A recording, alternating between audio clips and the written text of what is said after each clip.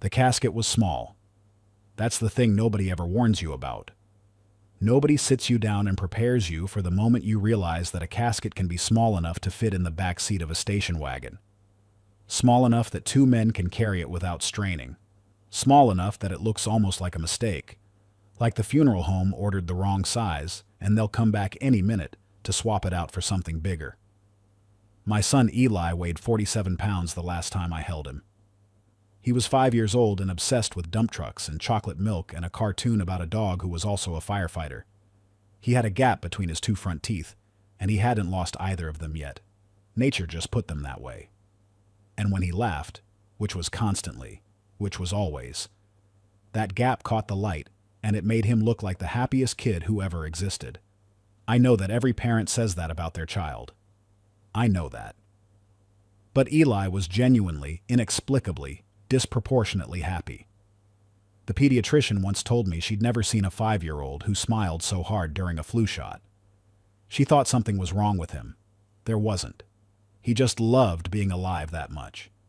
He stopped being alive on a Tuesday morning in October, and on the Friday we buried him in the red clay earth of Roswell, Georgia, with 30 of our closest family members standing in a light drizzle around that unbearably small casket. My phone buzzed with a text from my wife Priscilla. "Sorry, babe. Important business meeting ran over. Can't make it back in time. Kiss Eli's picture for me." She was in Maui, Hawaii. She was not at a business meeting. And what she didn't know, what she had absolutely no idea about as she sat poolside at the Andaz Maui at Wailea with a man named Trevor Calloway, was that I had already known about Trevor for 6 weeks, and I had already spent those 6 weeks making very quiet, very careful, very permanent decisions about what was going to happen next. My name is Donovan. I'm 38 years old. I'm an electrical engineer with a house in Roswell and a 7-year-old lab mix named Biscuit, who still sniffs under Eli's bedroom door every morning, like he's expecting the boy to come back out. And this is the story of how the worst month of my life became the last month of a lie that had been eating my family alive. Before we continue, subscribe, like, and tell me in the comments where you're watching from. Now, let's see what happened next. Let me go back, because the ending won't mean anything without the beginning. Priscilla and I met in 2015 at a work conference in Nashville, Tennessee. She was in marketing for a healthcare software company, and I was there presenting a paper on smart grid infrastructure. We ended up at the same hotel bar after the sessions ended, and she told me later that she'd been watching me during my presentation and thought I was the most serious man she'd ever seen. Not boring serious. Serious like she said someone who actually cares about what he's saying. We dated long distance for 8 months, Atlanta to Nashville, before she took a position in Alpharetta and moved into my apartment in Roswell. We got married in 2017 at a venue called Barnsley Gardens up in Adairsville in the North Georgia foothills, surrounded by the ruins of an old plantation estate. It was October and the leaves had already turned, and the whole property looked like something from a movie that makes you ache in a way you can't fully explain. Eli came 18 months later, in April of 2019. He came out screaming, and they put him on Priscilla's chest, and he immediately stopped, just went quiet and looked at her like she was the most important thing he'd ever seen. And she looked at me over his tiny wrinkled head, and she was crying, and I was crying, and I thought, whatever else happens in my life, this is the moment. This is the top. For the first 3 years of Eli's life, things were good. Better than good. Priscilla worked from home 2 days a week, and I had a flexible schedule, and we split pickups and drop-offs, and we did soccer on Saturdays, and church most Sundays, and we went to Lake Lanier every summer, and I genuinely believed we had built something solid. The cracks started in 2022. Looking back, I can see them now the way you see the cracks in a wall after the house has already fallen down. You couldn't see them before because you weren't looking for them. You were just living inside the house. Priscilla started traveling more for work. That was legitimate at first. Her company was expanding into Southeast Asian markets, and someone in her division had to fly out to Singapore, to Manila, to Bangkok to build relationships. She went 3 times in 8 months, and she'd call me every evening from whatever hotel room she was in, and we'd put Eli on the phone and he'd wave at the screen. even though it was just audio, and she'd laugh and say, "Wave back at him, baby, wave back," and I would. Then she started going to industry conferences, 3-day events in cities like Austin and Denver and Charlotte. She'd come back from these energized in a way that felt different from ordinary professional energy. Lighter. Like whatever weight she'd been carrying on her way out the door had been set down somewhere, and she'd forgotten to pick it back up. I didn't say anything. Because what was I going to say? My wife comes home happy, and I'm going to complain about it? The first real alarm bell came in March of 2023. Eli had a fever of 103, and I'd been up with him all night, and Priscilla was at a conference in Scottsdale, Arizona. I texted her at 2 in the morning when the fever spiked, and it was 40 minutes before she responded. 40 minutes. I tracked the time exactly because I was terrified and watching my phone while I held my sweating son on my chest and counted his breaths. Her response when it came was, "Sorry, was in the shower. He's okay?" 2 in the morning. In the shower. I filed that away somewhere. The way you file things away when you're not ready to look at them directly yet. His name was Trevor Calloway. He was 41 years old, and he was a regional vice president for a competing company in Priscilla's industry. They'd met at a conference in Denver in September of 2022. I know this because 6 weeks before the funeral, on a Tuesday evening in early September of 2023, I borrowed Priscilla's laptop to pay a bill while mine was updating, and her email was open, and a message from an address I didn't recognize was sitting at the top of the inbox. I want to be precise about what happened next, because I've thought about it many times since. I didn't plan to look. I didn't go hunting for something to find. I borrowed the laptop with the single intention of logging into our joint bank account and paying the water bill. And then the email was just there. Subject line, next month. I opened it. I wish I could tell you I felt rage in that moment. Rage would have been cleaner, simpler. What I felt instead was something closer to a very deep, very quiet recognition. Like a part of my brain that had been whispering something for 18 months finally cleared its throat and said out loud, "Yes, this is what's been happening." The email was not explicit. It was worse than explicit. It was intimate. It was the email of two people who'd been talking for so long they'd developed their own language, their own shorthand. References to inside jokes I'd never be let in on. References to a trip to Sedona I'd been told was a company retreat. References to Trevor's divorce being almost finalized. I closed the laptop. I paid the water bill on my phone. I put Eli to bed, and I read him 3 chapters of his favorite book about a mouse who becomes a chef, and he fell asleep with his hand on my wrist the way he sometimes did, and I sat in the dark of his room for an hour, listening to him breathe. Then I went to bed, and I lay next to my wife, and I did not say a single word, because I needed to think. And I'm an engineer. I don't react to problems. I diagnose them. Over the following 2 weeks, I learned things about myself I hadn't known before. I learned that I could smile at someone and mean absolutely none of it. I learned that the distance I'd attributed to stress and work and parenting fatigue had an explanation that was far less flattering to Priscilla and far more humiliating to me. I learned that Trevor Calloway lived in Charlotte, North Carolina, had 2 daughters from his first marriage, coached youth soccer on weekends, and had a LinkedIn profile that described him as a passionate leader who valued authenticity. Authenticity. I sat with that word for a long time. I also did something practical.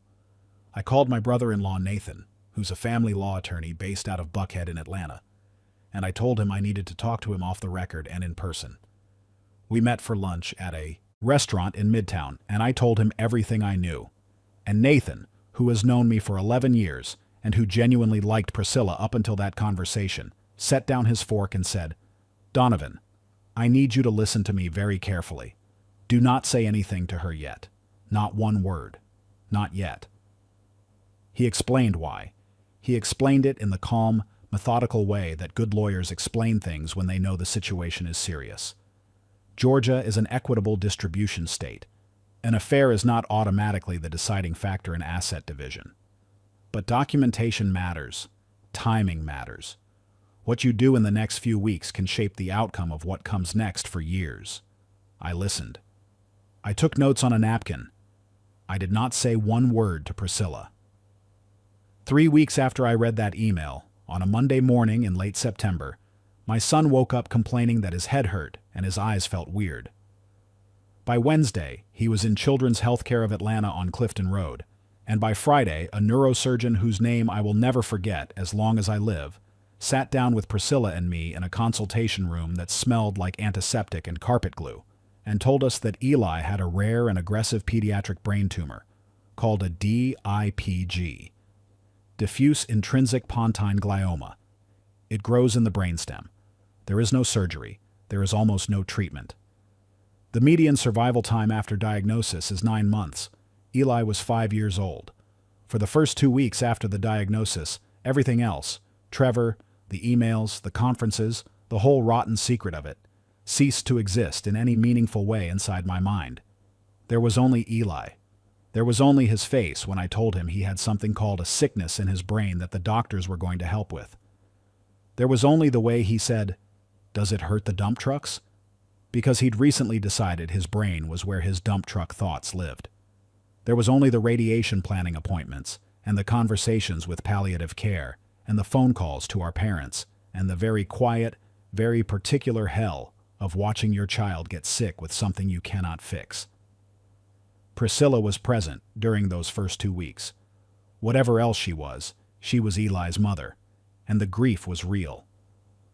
I watched her cry in the parking garage of Children's Healthcare with her back against a concrete pillar, and I held her, because she was a person in pain, and I am not capable of watching a person in pain and doing nothing. But grief does not cancel betrayal. And around the end of the second week, once we'd gotten Eli settled into a new rhythm of treatments and appointments, and the particular brave cheerfulness he maintained almost until the end, I found myself watching Priscilla on her phone after dinner, and I thought, Trevor doesn't know, does he? He didn't know about Eli being sick. She hadn't told him. I knew she hadn't told him, because I'd done something I am not proud of in a legal sense but am completely at peace with morally. I'd hired a private investigator based out of Norcross named Douglas Patel. Douglas was recommended by Nathan. He was expensive and methodical and completely without judgment, which was what I needed. Douglas confirmed what I already knew and documented what I couldn't know on my own. The contact between Priscilla and Trevor had not slowed down after Eli's diagnosis. It had continued at the same pace, the same calls, the same texts, the same weeknight conversations, while I sat with Eli watching dump truck videos on a tablet. She had 2 separate lives, and she was maintaining both of them, even as our son was dying. I need to pause here and tell you something about Eli's last 2 months because this story is about him as much as it's about anything else, and I won't allow his father's betrayal to be the whole of what gets remembered.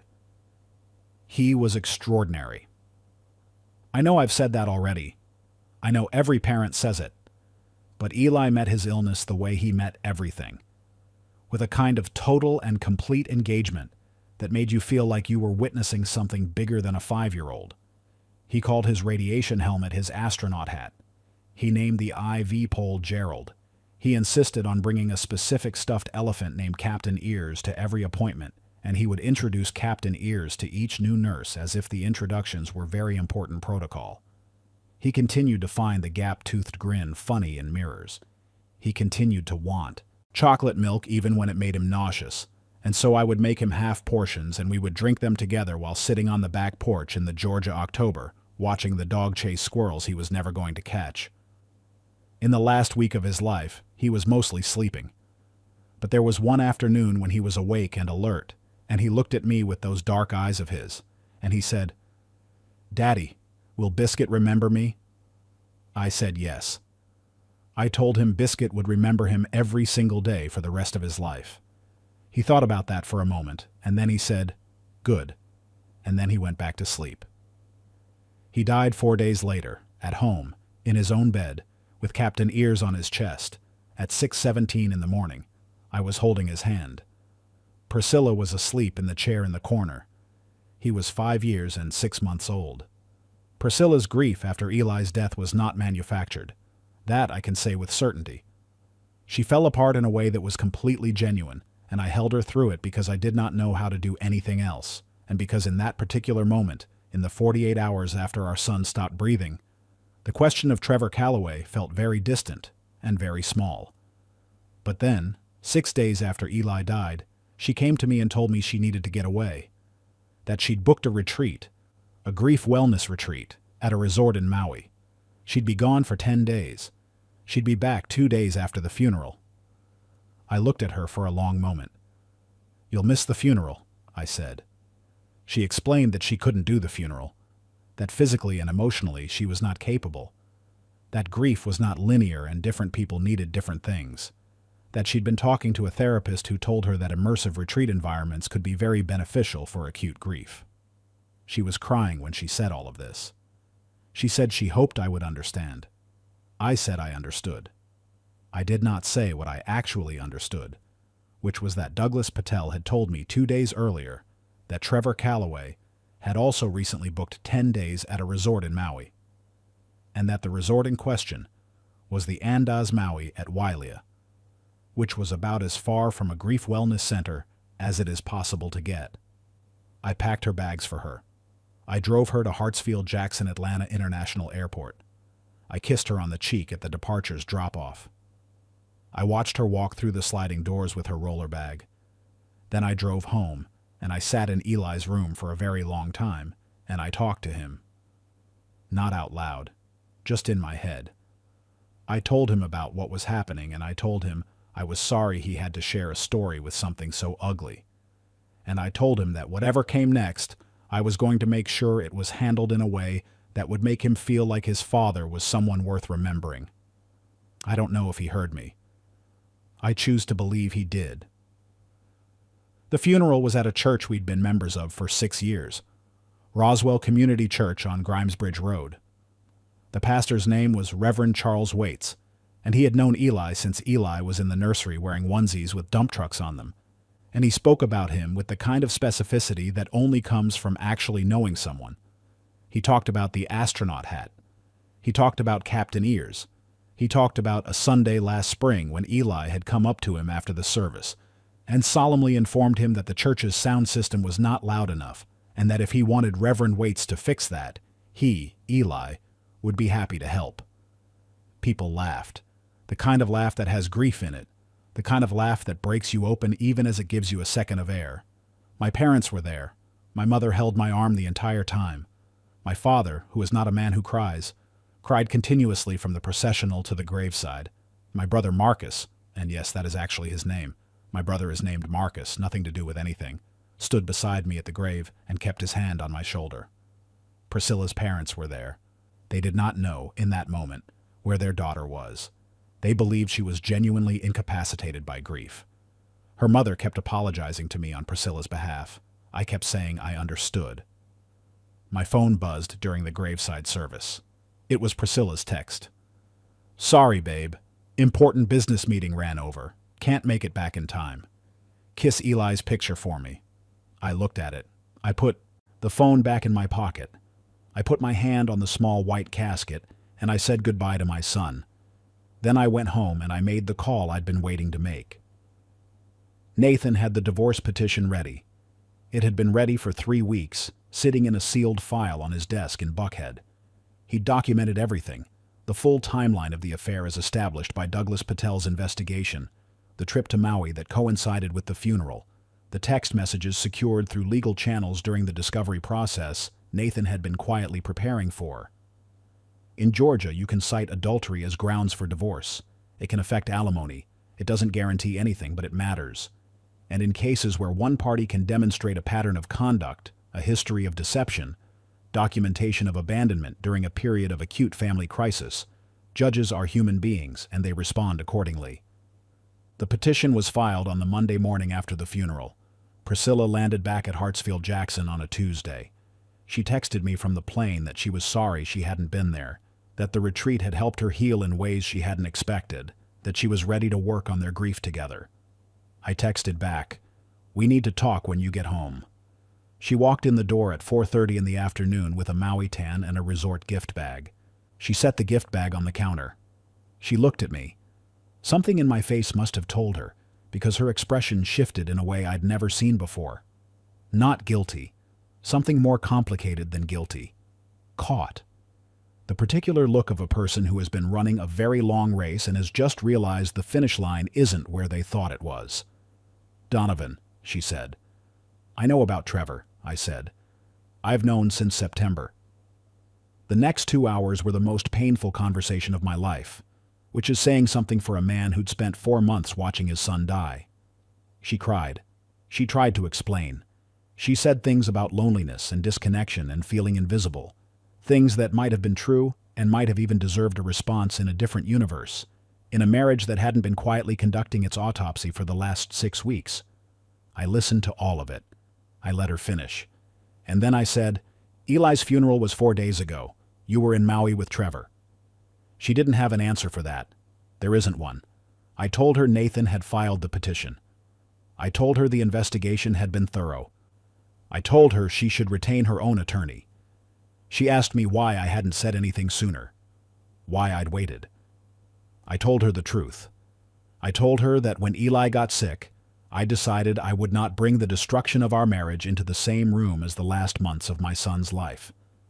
That he deserved better than to have his final weeks shadowed by something so ugly. That he'd had enough to deal with. That I'd made a decision to protect his last chapter from it, and that I would make that decision again without hesitation. She started crying again. The harder kind, not the performance kind. I said, "I'm going to go stay with my brother for a while. Nathan will be in touch." I went upstairs. I packed a bag. I came back down and I picked up Biscuit's leash and his bowls and the specific brand of dog food he likes. And I walked out of the house that we'd bought together, that we'd brought Eli home to, that I'd spent 7 years of my life building something inside of. And I loaded my dog into my truck and I drove to my brother's house in Dunwoody. The divorce was finalized 8 months later. Georgia courts moved deliberately. Nathan moved less deliberately. He had a comprehensive and well-documented picture of Priscilla's conduct going back 14 months, including the timing of the Maui trip and its direct overlap with our son's funeral.